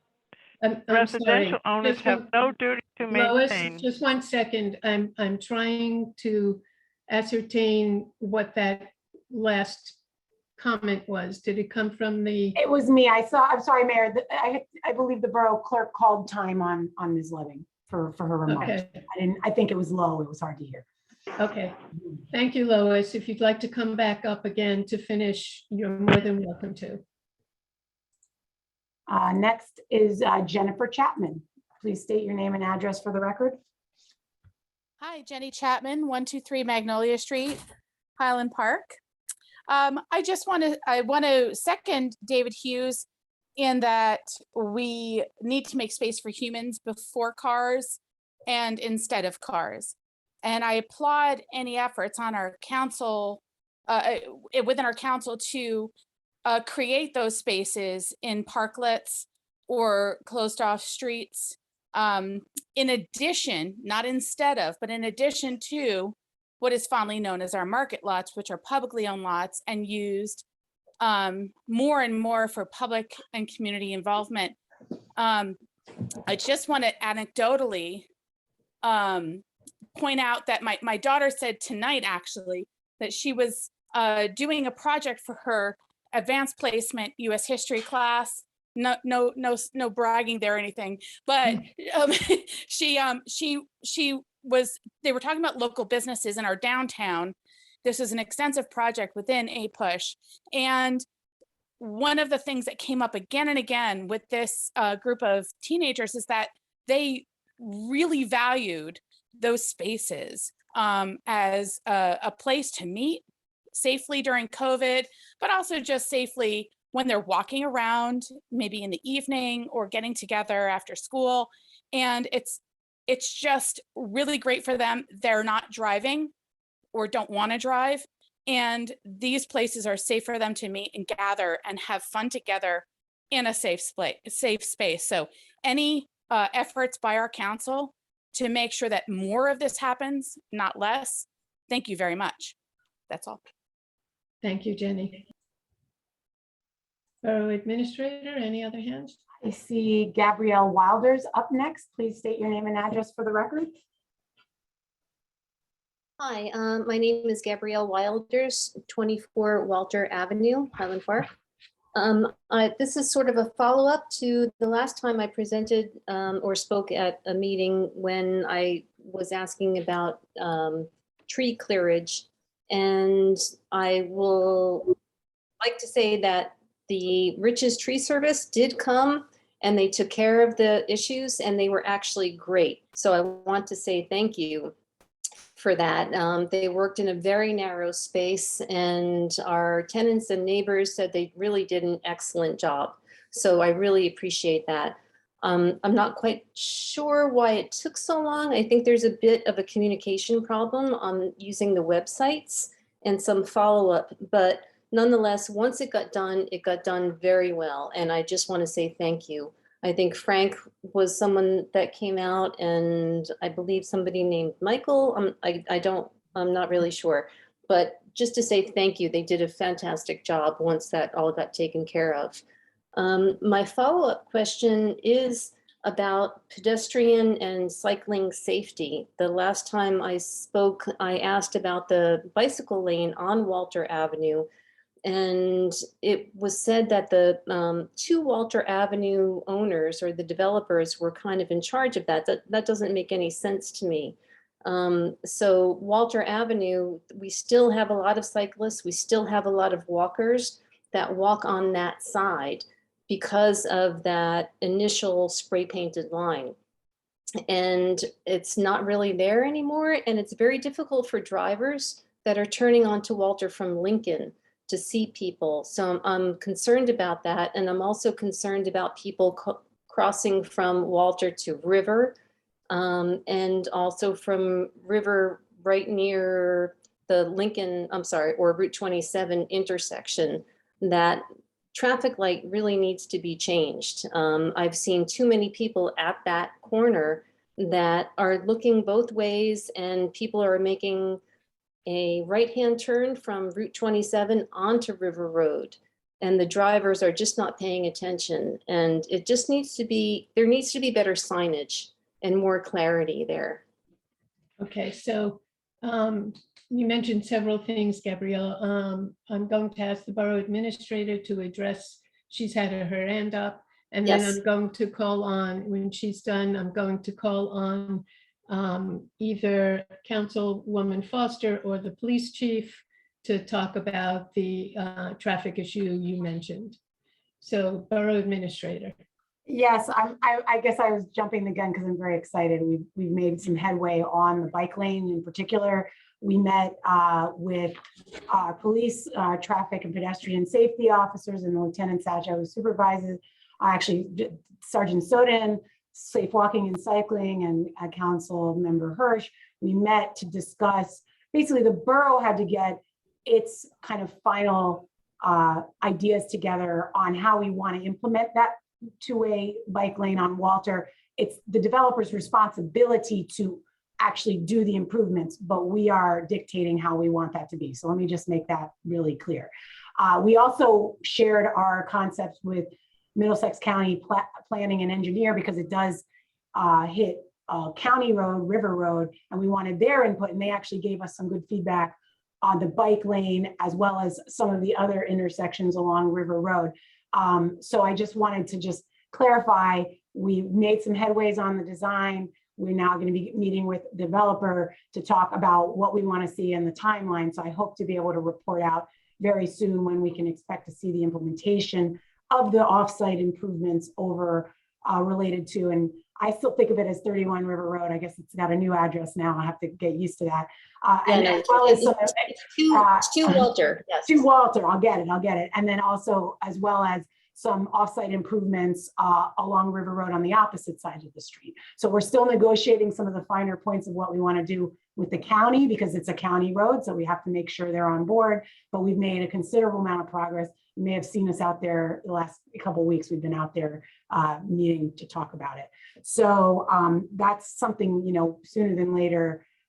It's been us getting our package of ideas together so that the developer can implement them. And I couldn't have agreed with you more with the challenges at River and Raritan, but I'll let Councilwoman Foster, the chief, weigh in on that one if they want. All right. Then, Councilwoman Foster, did you want to address that, or shall we have the chief? Both of us will address it. Okay. The challenge with River and Route 27 has been around for a long time, and we have tried a number of different things through the year to see which one would work best at that intersection. However, we still haven't nailed it yet to see what is the best approach for it, but we keep working with the DOT because it's a state highway to get them to come out and to make the different changes that is suggested to create more and more improvements. I'm gonna ask Chief Abram if he can come on and just say some of the stuff that we have been looking at as it deals with addressing how the traffic pattern should be changed in that intersection, because it is tricky. It's like three things going into one at the same time, and the timing of the lights and people are trying to focus on three different lights, three different directional changes with the traffic, the light and everything else. This really gets confusing. So Chief, can you talk about some of the things that we have been looking at to fix this, especially with the DOT, the traffic study that the officers have been doing? Go ahead, Chief. Hello, everybody. So 27 in River is tricky. We can't find one solution that solves the problem at every street intersection. We try to make one better, the other one gets worse. We try to make that one better, and another one gets worse. I don't know what the answer is, or even there is a total answer that'll solve every problem all the time. But it is a work in progress. It is something we're still working on, and it's something that DOT rather, because it is a state highway, and then River Road's a county road, and that interaction along with our Lincoln makes for an interesting conversation when we try to figure it out. The best advice I can tell anybody crossing that intersection is pretend you have $1 million bounty on your head when you cross that road, and everybody's kind of gunning for you. So you're careful, you're watching for everybody else, and you're doing the best you can as a pedestrian or pedal cyclist. And drivers need to obey all of the traffic lights and at all times, and do the best they can. I think what we have right now is a pretty good compromise amongst the three. Again, you're always going to see one intersection side that's going to be a little more dangerous, maybe at one time or another. You're going to see a near miss here or there, as you would at any street when a driver or a pedestrian is not paying attention. But again, work in progress. We're trying to make it better, but I think right now it's probably the best it's ever been. Okay, thank you. And Councilman Hirsch, did you want to weigh in on any of the pedestrian issues regarding safe walking and cycling? I don't think so, Mayor. Not on this issue. I don't want to muddy the waters, but I encourage everybody to attend safe walking and cycling committee meetings. And there's always a really great conversation about a lot of the things that the council is working on, including crosswalk safety, including the Street Smart campaign that Councilwoman Foster mentioned, and other things. So there's a lot of crossover between there and her public safety portfolio. So okay, thank you. Could I? Oops, hold on. Sorry, I thought we were done. I can. Sorry, Gabrielle. I muted you. I thought we were moving on. Okay, I think I just unmuted. Can you hear me? Yes. Yes. Okay, thank you. I mean, I appreciate all your comments and that this is continuing to be looked into.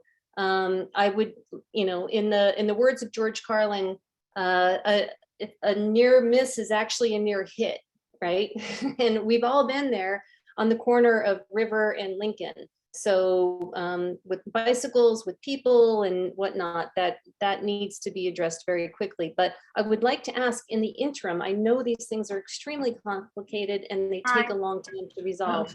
Can somebody repaint the walking or the bicycle lane on Walter? I'm sorry, but the borough clerk has just notified us that time has expired on your talk. You're free to come back up and ask any further questions.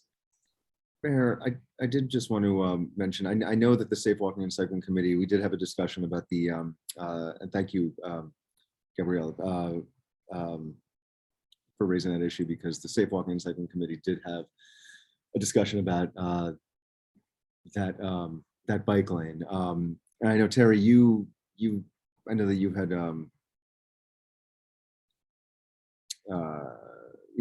referenced the developer moving forward on that, but do we have any, I mean, is there, I guess I would just wonder what our timeline is looking like, or what. I can't answer because again, it's embroiled in all of the off-site parking, all the other things that are still underway with the redeveloper over there, but it's not far away, and I'd be very uncomfortable putting back the temporary lane without all the other kind of additions that we've been talking about now that we've fully thought through the plan. But Gabrielle, you know where to get me if you want to talk further. I'm happy to do so. There's a lot to report out, and I know it's right in your front yard, so I appreciate your interest in it. Okay, and the next person? It looks like Carl Prey is up again, Mary, I'm assuming. I just wanted, I don't know if Gerald Pomper is still on listening to this, but when he asked you whether there was going to be discussion about the parklets and whether there would be a vote, you did not say, you sort of stumbled all over yourselves, and you did not say, yes, indeed, we voted on it, and there was no discussion about it. So I think that you did not, he probably did not have the list of the things that you were voting on. But I think that you gave him inaccurate information on parklets. And I think that a lot of people are not completely on board with that. And not that you really care, but I think that when he asked questions about inconvenience to people and noise and stuff like that, you just kind of blew him off. And okay, Matt Hirsch, I see you rolling your eyes, but I think that you did a disservice to him. You did not answer his question correctly. Okay, Mary, you said that we don't care. Matt, That's what I rolled my eyes Matt, at. please. Because I'm not sitting here Matt, to not care about the comments that are being. Okay, Matt. Okay. Please. I didn't sit on your porch twice for 2 hours to not care. Okay, Mary, did you have anything else you wanted to say? No, I just think that, it would have been a nice thing if you would answer his question correctly. Can I clarify what actually happened in that exchange? So Dick, because Mary is offering disinformation. Terry, did you have anybody else? I do have 2 more hands raised, Mayor, and 24 attendees at this time.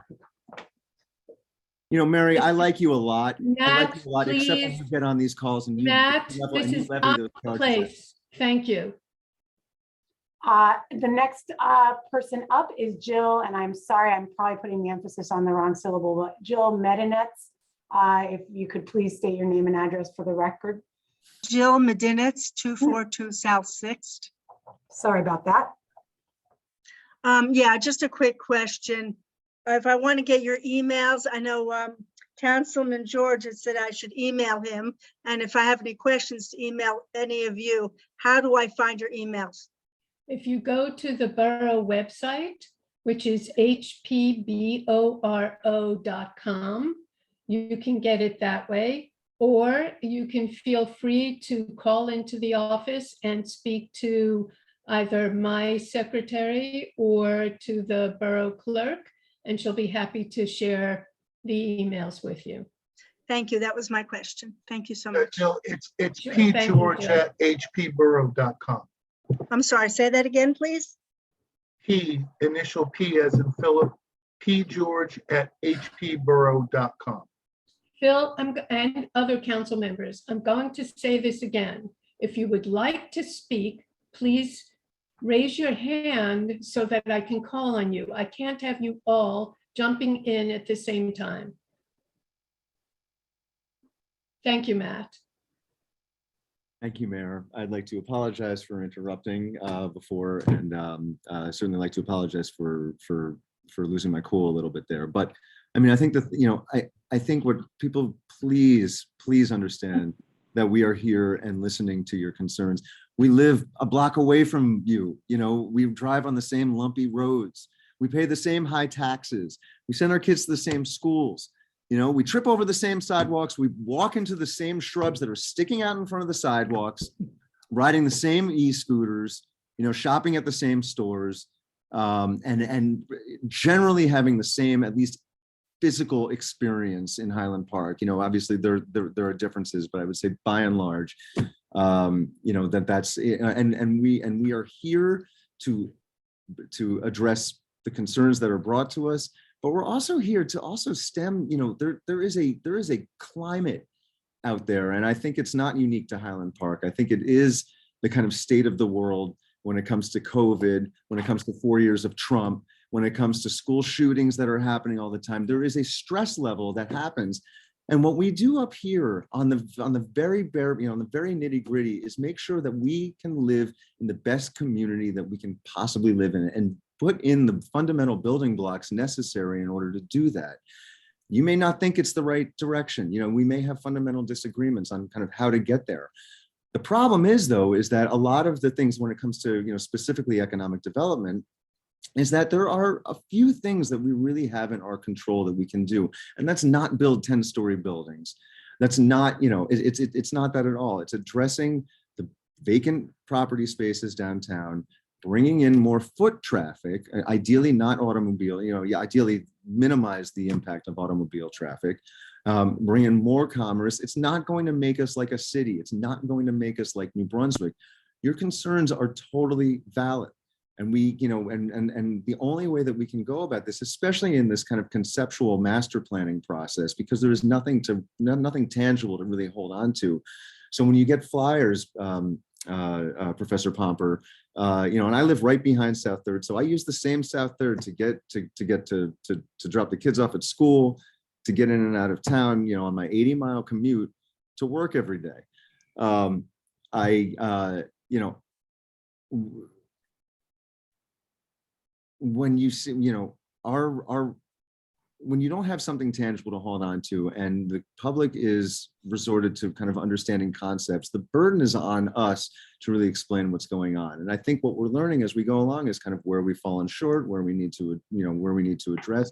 But some of the things in the, you know, excuse me, things like closing South Third as a pedestrian commons.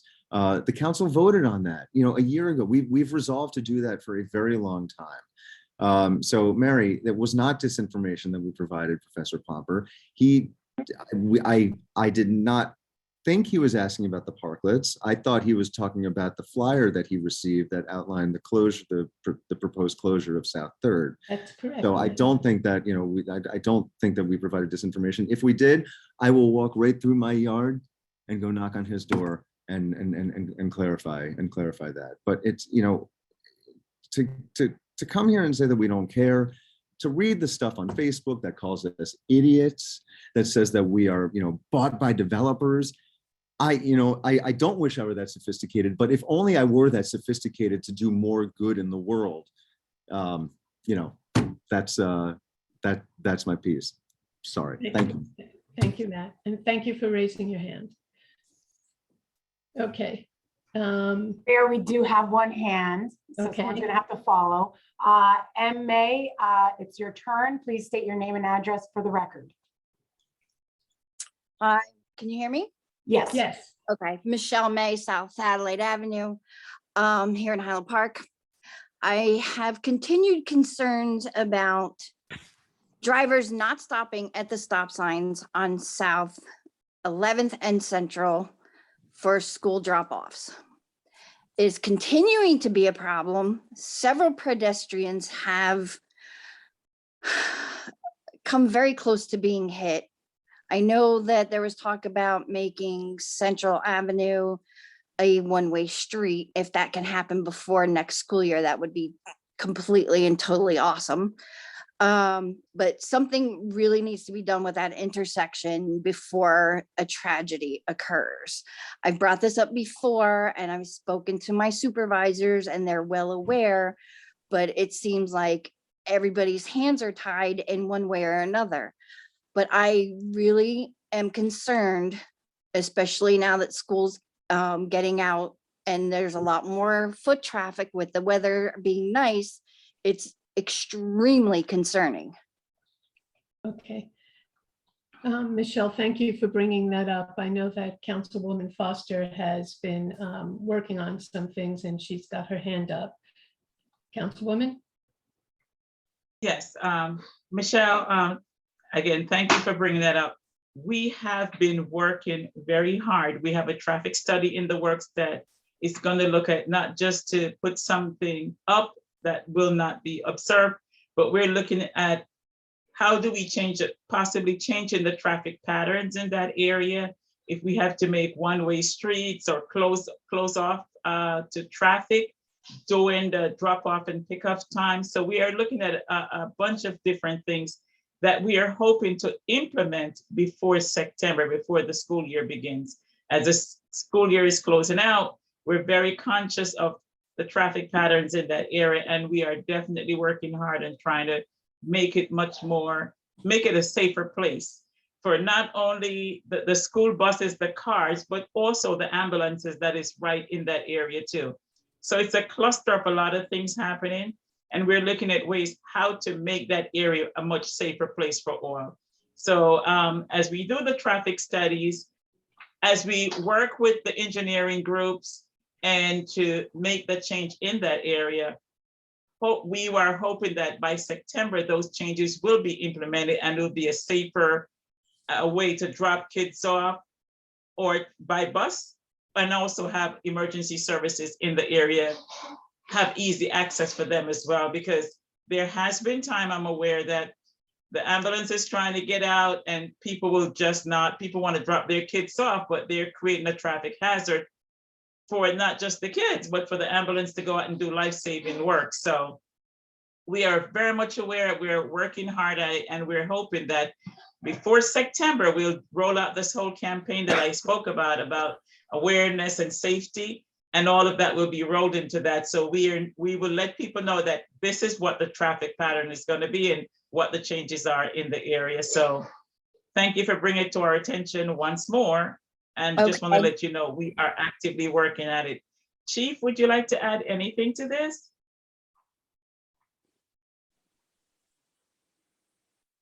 Chief Abrams? I'm here. No, Councilwoman Foster, you covered it perfectly. Thank you. I just want to give a great big thank you to Officers Garley and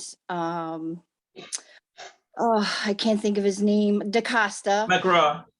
No, DaCosta and Garley for helping the family out that had a mental health crisis. All the work that they've done for that family is greatly appreciated. Thank you. Okay. Mayor, we have no more hands raised and we just made our 9 p.m. So congratulations. Great. So I'm going to ask that we take a 15-minute recess here, and we'll come back for the work session at, I can't see the time. Time is it here? Mayor, we don't have a work session item, I don't believe. We eliminated. Okay, then we'll come back and go right into exec session in 15 minutes. So I'll see you all here at, let's make it 5 minutes at 9:05. Mayor, real quick, I think we have to do some sort of motion to go into exec, and I just wanted to Can we clarify. do that when we come back in 5 Well, minutes? we have to come back into exec on the, if you want, I just didn't know, there's a separate link. I just didn't want people to. Okay. The reason I'm doing this is I just got to know that my battery is dying. Me too. So I do need funny. to I'm take a sorry. 5-minute break. We can do the Borough motion when you get back. Okay, Thank you. I misunderstood, Mary. I really apologize. Thank you. See My you in battery's dying exec. too, but it's just me. See you in exec in about 5 minutes. See you Thank back you. here. See you back here. Here. Get Got back it. here. Yes. Back here for a Got motion. it, Terry. We're good. Okay. Bye. Good night, everybody. No, Matt, don't go. No, good night to the public.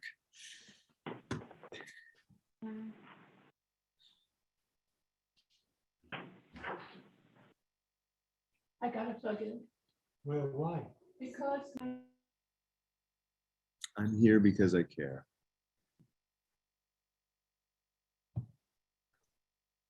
Me too. I know you are, Ted. We just got over COVID and now I got bronchitis. Oh my God. Ugh. How you feeling? I mean, you know. Tired, but Yeah.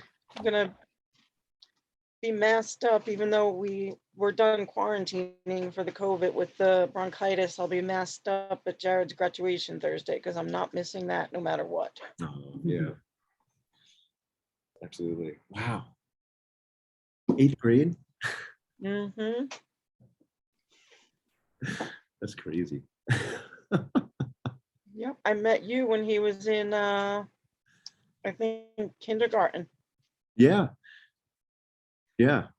Well, And he actually, I was- met you he before was that because I also met you. An adult like then too. We actually met each other in 2009 for the communications.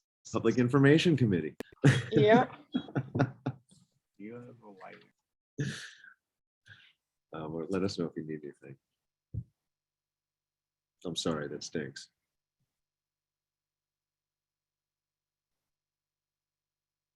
Yeah, we have the Bartle graduation on Friday. Goes quick. Yeah, right?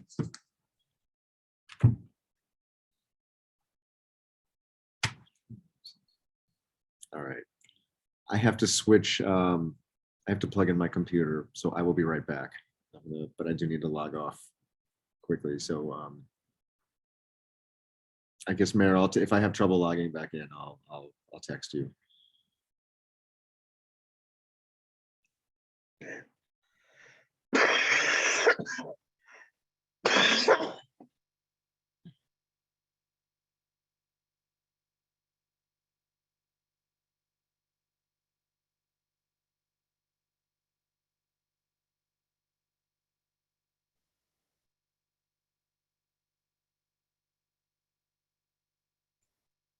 Tara, you don't sound good.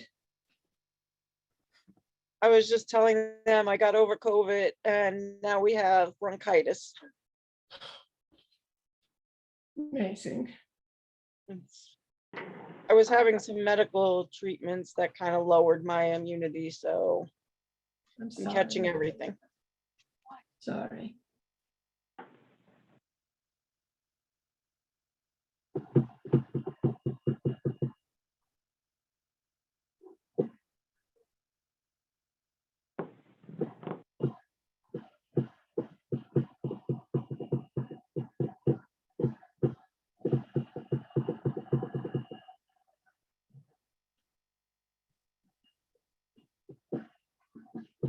Bill, I have to say, tonight you remind me of a Southern gentleman.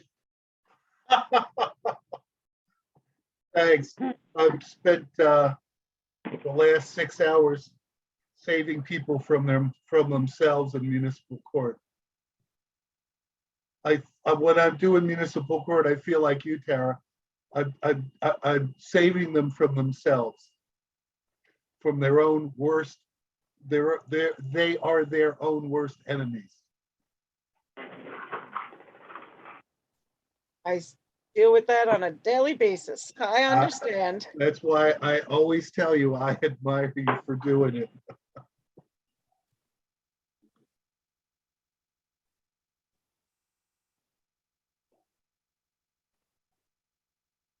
Anybody know what Governor Murphy and Speaker Coughlin are talking about tomorrow? They're doing a press conference in South Brunswick to make an announcement. Anybody hear what it is? They're giving us our energy tax rebates in 1 month. There you go. Let's hope I got a warning today that was passing around the turf, that there may be some emergency stormwater management announcement very shortly that's going to impact our municipalities big time. I don't know that that's what it is, but I hear it's coming like 48 hours max. I do know, Yeah, Matt. Sorry. I heard that that was coming too. I just didn't think Coughlin was going to be at that announcement, but I don't know. I don't know. I don't know that they're connected, but that's what I Why hear. would they have chosen South Brunswick? Did they have? I don't any know. It's at the municipal building. I do know that they're also announcing that telehealth is payment for telehealth is coming to an end. Oh, Interesting. August 15th. They will no longer pay for telehealth. Wow. Phil, I realized I didn't give you a chance to give a report when you came to the meeting, so sorry about that. Terry did a good job covering some of your areas, so. yeah, Mayor, didn't have a chance to text you. I texted Terry that it was still stuck in municipal court. Okay. Also, they knocked down some power lines at the office. So traffic was diverting from Warren, instead of just falling down the mountain, it's out to Bridgewater, out to 287 and all the way back down. It was just a general mess. And I would have been here, but the court asked me to cover for a prosecutor who's had a family emergency. Okay. In another court. But I did let Terry know I would be late and that I would waive my report so she could fill in where needed. Okay, thanks. Mayor, it's past 9:05. If you're ready, I don't know if everybody's here, actually. I say that now. Well, Elsie's not here yet. But I suppose we could get started. So I'm going to turn this discussion over to our Borough Council. Mayor, we're not in executive session. Does it sound like I'm trying to rush this through yet? I just want to be clear, we all need to leave this meeting after the motion and the vote and then choose the link I sent right before It's exhausting. Okay. May I have a motion to go into executive session? So moved. Second. All in favor? Aye. Okay. So now everybody, you have a link in your inbox, go exit out of this meeting, go to that one, and to the public. Who sent the link, Terry? I did, it's from me. Okay. Yeah, And to those, the public still hanging out, we're ending this meeting and we won't be coming back from executive session, just so you know. Okay, good night.